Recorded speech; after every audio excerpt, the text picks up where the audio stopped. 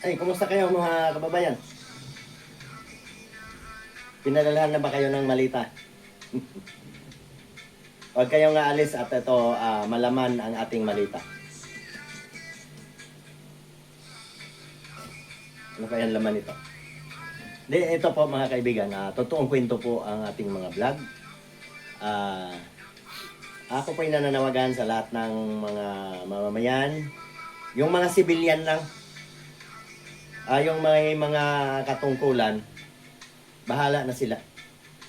Mas marami kasi tayong mga ordinaryong mamamayan, mga trabahador, mas marami tayo kaysa sa kanila. Na bakit natin sila intindihin? Kung pinag-awayan nila malita, bubuksan natin. Itong malita dapat gamit natin sa pagbiyahe. Ngayon, lagi na lang pinag-usapan, lalagyan ng pera. Kaya po nagkagulo lalo. Kasi ang mga tao kasi nalimutan na po yung mga kaugalian na puro kabaitan. Ngayon, pag sinabing malita, suhol. Suhol. Pag sinabing buhaya, napakasama na rin po ang buhaya. Alam niyo ba, ang buhaya, ginagawa po natin ng mga malita din yan. Mga leather. Gusto ko lang maliwanagan sa mga kabataan. Kasi alam niyo mga kabataan, nakikinig din yan, nanonood din ng mga Facebook. Puro na lang po malita, buhaya. Napakasamang mapakinggan na gagawin mong buhaya ang mga tao. Bakit nangyayari yon? Dahil sa di naman natin sa itatanggi mga kaibigan, dahil po sa pera. Ito po ang dahilan ng lahat ng kaguluhan. Magkano ba tong pera ko? Binta ko to kahapon. Ako po na mayroon pong maliit na nabuhay. 1,500, 1,650. Ganun lang po ang pera. Huwag po nating sambahin kasi pag lagi po natin iniisip na isang malitang pera, ito maliit lang to na malita ha. Pang-carry nga lang to sa aeroplano eh. Ibig sabihin, kung lalaman na natin ang pera to, napakadami na. Di ba? Pero hindi naman siguro abot na 1,000,000 ang laman nito. Teka, tingnan na natin ang laman. Para matapos ang ating usapan. Kasi alam niyo pag mahaba ang ating daldala na wala naman nangyari, kagaya dyan sa Senado, lumala na po ang away dahil sa pag-away sa pera. Mali-malita daw ang pera eh. Ito po. Ito lang po ang laman ng aking malita. Yan po, mababasa ba? Baliktad ba? Ito po dapat natin na itanim sa ating isipan. Itong Biblia, nandito po ang mga mabubuting utos ng Diyos. Kaya kung dito po ang intindihin natin, hindi yung pera, hindi po umabot sa ganyan. Ang ating mga leader ay puro na bakbakan na hindi na po malaman kung nagtrabaho ba sila o hindi. Wala na po yan magagawa eh. Puro na lang away. Tingnan mo, mahahati na yata sa dalawang grupo ang ating mga senador. Paano na? Nasaan na yon sa ligang batas? Saan na yung mga sinumpaan? Saan na yung Chief of Justice? Yun dapat ang magdesisyon, mga huwes. Yung mga abogado. Ngayon, kahit sa ano na lang pwede na basta pagbintangan ka lang, dinalang ka ng isang malitang pera Alam niyo, di naman po talaga natin maiwasan na nandyan ang korupsyon. Pero kung yan na lang po lagi itanin natin sa ating isipan, buaya ka, ay dinala ka ng malita, sasama po lagi ang ating loob.